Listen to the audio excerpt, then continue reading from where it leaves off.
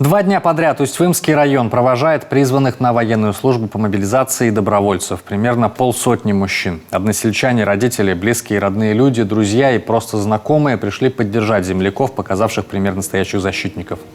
Добровольцы, люди в основном с боевым опытом, отметили, идут на помощь тем, кто уже на передовой.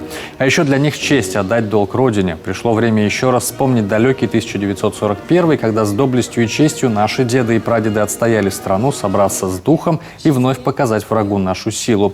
Такими словами провожали усть-вымских воинов. Не сомневаемся, что вы с честью выполните все боевые задачи, поставленные перед вами. Но позвольте поставить еще одну задачу – сохранить себя.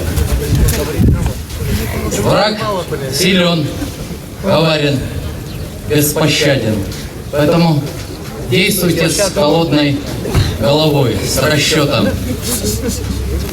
Мы всех ждем вас живыми, невредимыми здесь, на родной Усть-Вымской земле.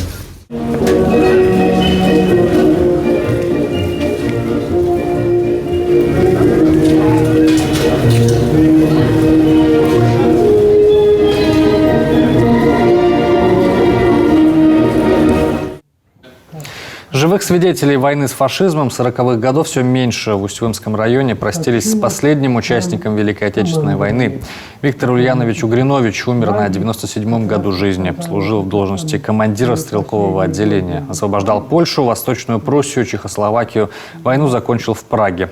В 1947 году демобилизовался и приехал работать в Микунь. Вот как он вспоминал День Победы.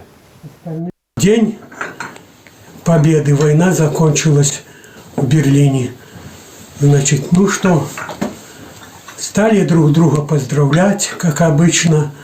Вот, ура, победа, слава Богу, дожили до победы. Ну, этот самый, нашлись по 100 грамм, отметили. До выхода на пенсию фронтовик работал начальником автотранспортной службы на компрессорной станции в городе Микунь. Уже во время специальной военной операции участвовал в сборе книг для жителей Донбасса. Награжден орденом Отечественной войны, медалью за отвагу и другими наградами.